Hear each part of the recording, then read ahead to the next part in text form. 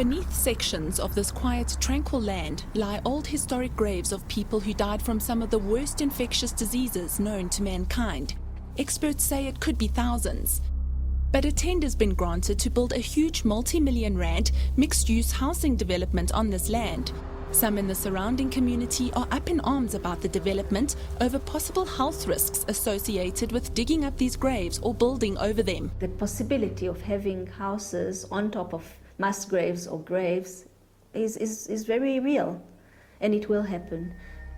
Views from experts differ over the possible implications of interfering with these graves. It would be a thundering mistake to even mess with the chance of releasing smallpox. I'm not concerned that there'll be any risk to people who accidentally or deliberately exhume graves with a history of those diseases. In this two-part series, we'll interrogate various issues relating to this development, such as possible health risks and cultural implications. We'll also look at various alleged tender irregularities associated with the building of this multi-million rand deal.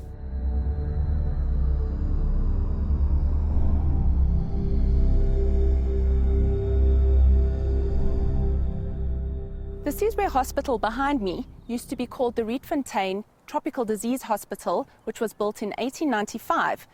It used to treat some of the most devastating diseases found around that time, such as syphilis, bubonic plague, smallpox and leprosy, to name a few. While hundreds of thousands of people were successfully treated here, thousands more perished, and it's said that about 8,000 people are buried on this extensive piece of land. The hospital was built on Rietfontein Farm, a large open piece of land which borders parts of Edenvale and Johannesburg in Gauteng. A section of the busy N3 highway runs alongside it. For more than a decade, community members have successfully fought development on this historic land. But in December 2011, an allegedly questionable tender was granted by the Gauteng Department of Human Settlements for the land to be developed as a huge multi-million rand mixed-use housing development.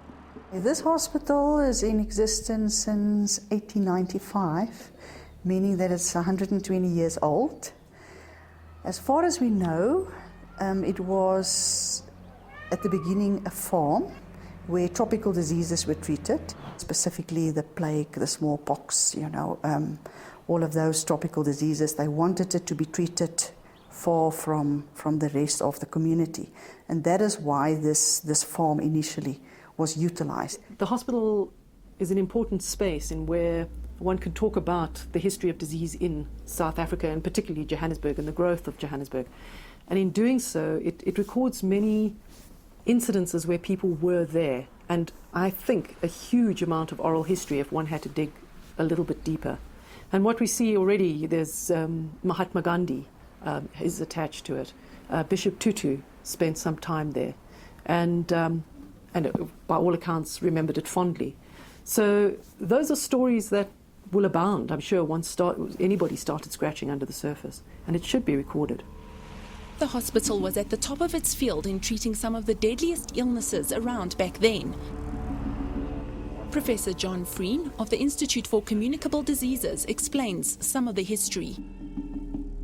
In 1904, there was a plague outbreak in Johannesburg, in what is now Newtown, in the central Johannesburg. And there were something like 100 cases, maybe slightly over 180 deaths, something like that. And some of those cases were treated at Rietfontein Hospital, what was then Rietfontein Hospital. And in fact, there's a plague graveyard at Rietfontein Hospital. Smallpox is another disease recorded as having caused mass deaths at the hospital.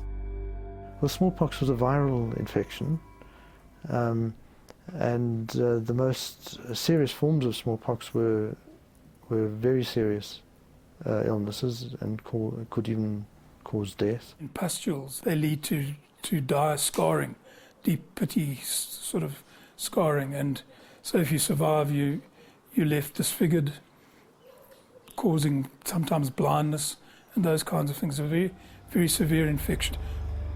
The highly contagious nature of these diseases led to the bodies being buried in a cemetery on the property to prevent infection from spreading. Also, many people were laborers from out of Johannesburg, and they had no relative here. Nobody could take care of them, so many of them were buried proper burial without anything left, just a number. Comprehensive records about who died from what disease and where those bodies were buried on the farm did exist, but very few records remain today, and it's unclear what became of them.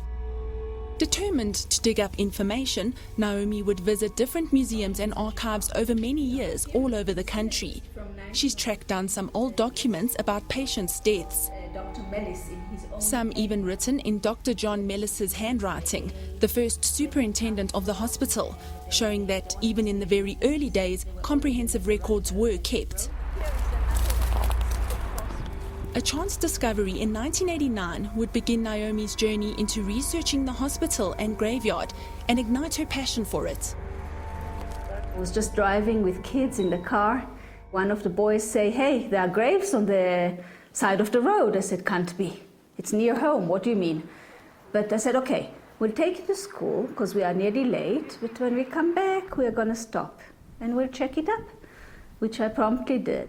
And there were a cluster of graves just here, where you see this shed. There were a cluster of graves, and they were all of little girls, like about 6 graves, 5 to 6 graves, I can't tell you now. And you can see the day they were born, the day they died, 2 years, 3 years, 4 years, and I was quite surprised. I didn't know how comes, what are they doing here? Why are they buried here next to the nursery? And that was when you started? That's when I started researching the hospital and the graveyard. Oh, and that's Jean. I didn't see it before. This is a graveyard that nobody visits. There are like rumors that it's dangerous. I didn't know why it's dangerous, but they say don't go there. In 1995, the hospital held a centenary celebration and was open to the public. Naomi recalls what it was like when she attended it. The hospital itself had an open day, and they also organized a kind of a room full of pictures and memorabilia of the time.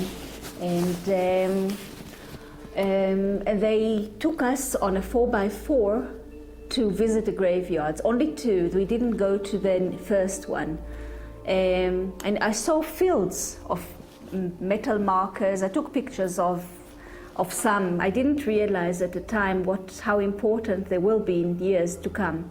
And it was a wonderful visit. It was very eye-opener. And they told me about that there are 7,000 to 8,000 people buried there, and all as a result of terrible diseases, the plagues and bubonic plague and smallpox and TBs and just name it.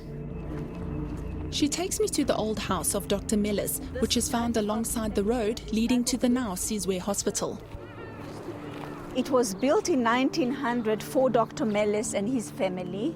In 1995, it was refurbished with a cost of a few million rands because they saw, and rightfully so, that this type of architecture and this type of building is worthy of restoration. If I just mention Dr. Mellis that treated 160,000 patients and most of them left on foot, or the nurse Emily Blake, that she was such a devoted person that she volunteered to go and visit the places at the hospital to check the bubonic plague patients. And then there was a child that was left alone and couldn't fall asleep in a ward having bubonic plague, and she kissed him goodnight and contracted the disease and died at the age of 27. Really heroes worked there.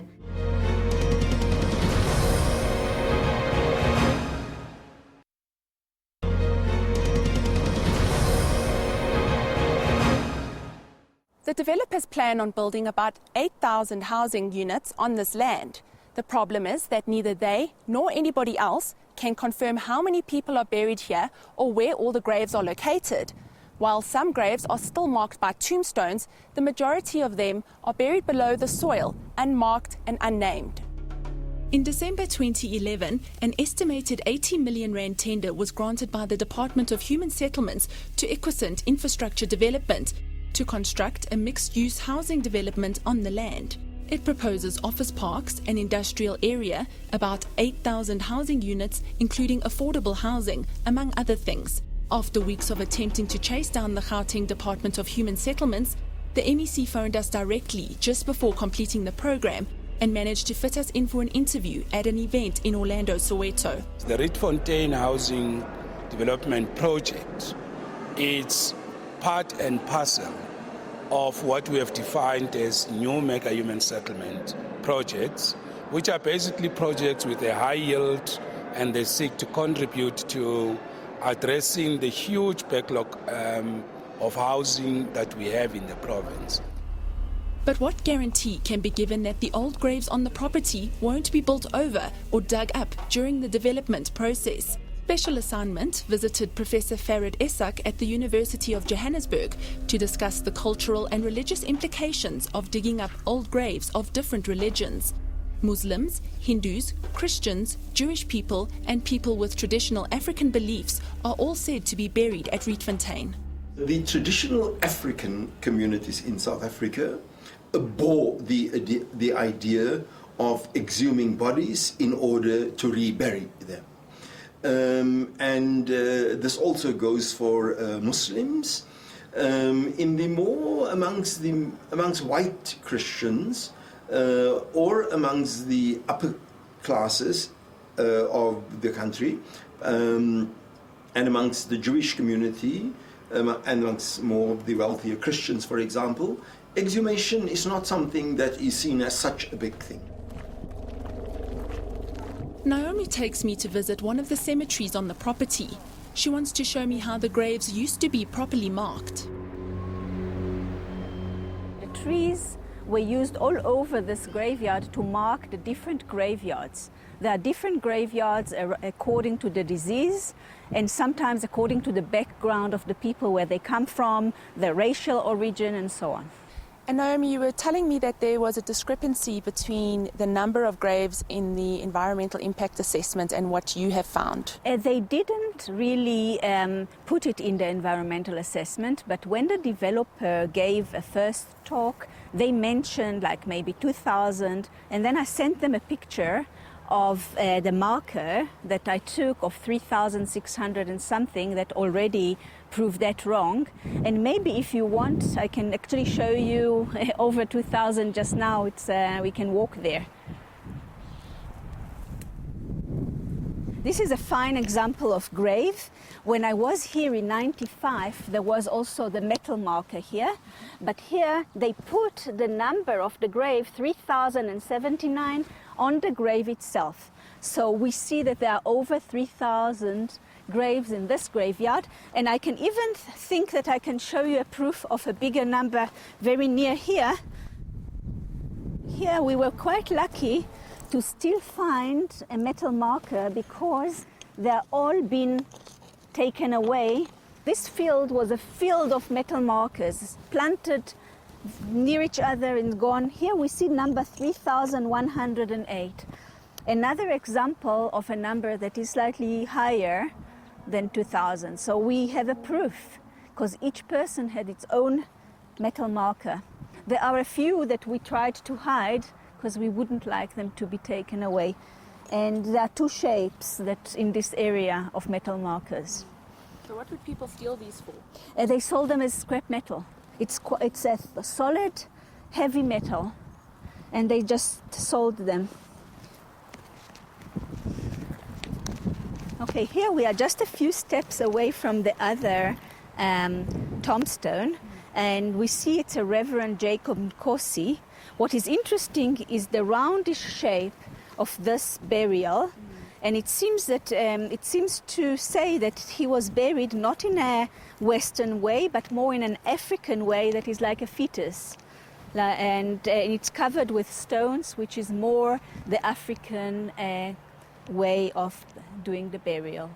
People were buried according to what they wanted, and also the direction probably means a lot, because some were buried in different directions. It also shows a huge amount of care that was given across the board at a time when, you know, people were doing separate development. There was a lot of separation. You know, the whole apartheid was taking form in those early years. And yet, in a fever hospital, it's kind of, illness is a leveler. You know, it brings people together. And it seems that whoever was looking after them actually took a lot of care to make sure that their wishes and things were taken care of.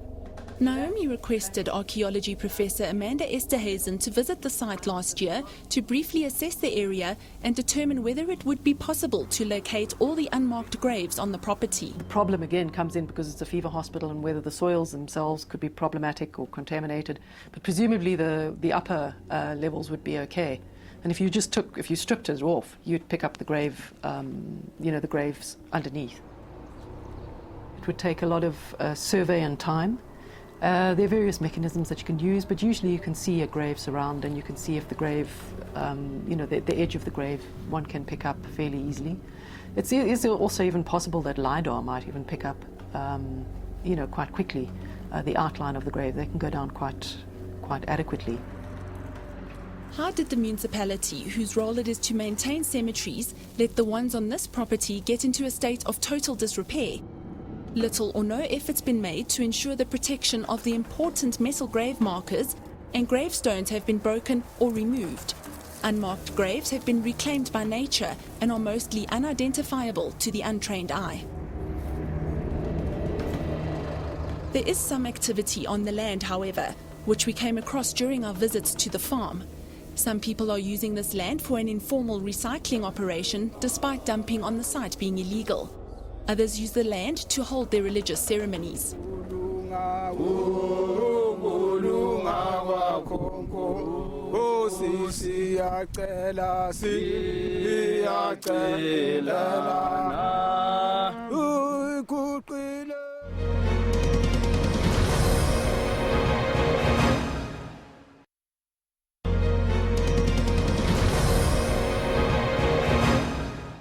It's been a very somber walk through the graveyard of the old Rietfontein Hospital.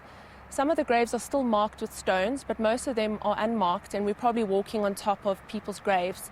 We've even come across graves of tiny children who weren't even a year old when they died from the diseases that were treated at the hospital. Are residents in the area who've been fighting the development panicking unnecessarily about the possible health risks of digging up the old graves? Or are they justified in their outcry? Marian Lazarson is an architect with decades of experience in town planning. She's been involved in the fight to prevent development on the land for over 2 decades. Most of these other things are curable today. But the problem with smallpox is it was stamped out 35 years ago, off the planet. So anybody under the age of 35 has not been inoculated. Now there's no vaccine left, or if there is, it's very little. But I reckon if it's under the age of 35, half our South African population, about 20 million people, would have to be inoculated very rapidly, and it's impossible. We consult some experts on whether there are possible health implications to digging up bodies infected with contagious diseases buried many years ago at Rietfontein. So many of the people buried there had infectious diseases, and the general opinion about it is that a long enough time had expired for these diseases to have died. But there isn't 100% guarantee around this. So now what you're going to have happen is people coming and presenting this, the illness argument. There's no scientific guarantee that all of those diseases have died along with the body. All those diseases are really not able to survive for long periods in the soil under burial conditions. So I'm not concerned that there'll be any risk to people who accidentally or deliberately exhume graves with a history of those diseases. It would be a thundering mistake to even mess with the chance of releasing smallpox after it's been, I think, successfully eliminated, apart from couple of laboratories. There's no proof that it can survive under natural conditions for more than a decade or two at the most. And most sources put its survival time at substantially less than that, weeks or months, even under natural conditions. When you've got hot, dryish areas, that the chances of something like smallpox surviving is fairly small. However, it has been found in permafrost areas and frozen mummies and things like that. We don't really know for sure. And that's one of the big question marks. So even if we were to exhume those kinds of graves, I think you would have to take serious precaution. And the last outbreak in which there were quite a number of patients was in the 1930s. So it's not that long ago. And I think most virologists would agree that the viability issue is low. But to go and wantonly excavate without being certain would alert world attention, I would think. From the other side, it's a massive job. To move graves like that, a lot of them are heritage graves, but many of them aren't that old. So there's a lot of people who are still would be related and next of kin and relatives. They would need to be sought. Given the differences in opinions regarding the potential risks of exhuming the graves, have the developers done enough research to ensure that the graves are exhumed correctly and that there will be no risk of diseases being released into the community again? Bianca Dutton is also a community activist as well as a construction occupational health and safety officer. The report has stated that if a grave is found, all work is to stop and workers will get into biohazard suits and the heritage associations will be called and it will be plotted out and everything will be done correctly.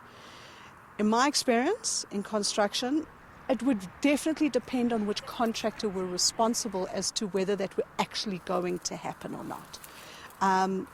You get more responsible contractors who will absolutely live by the letter of what is required, and you get less responsible contractors who will not necessarily live up to the letter of what is required. Boka Moso, the company which conducted the environmental impact assessment, which deemed it safe to dig up the graves, initially agreed to conducting an interview with us, but later declined, saying that as the assessors, it would constitute a conflict of interest to speak on behalf of the developer. At the time of finalizing the program, the developer Equisant had not responded to our written questions.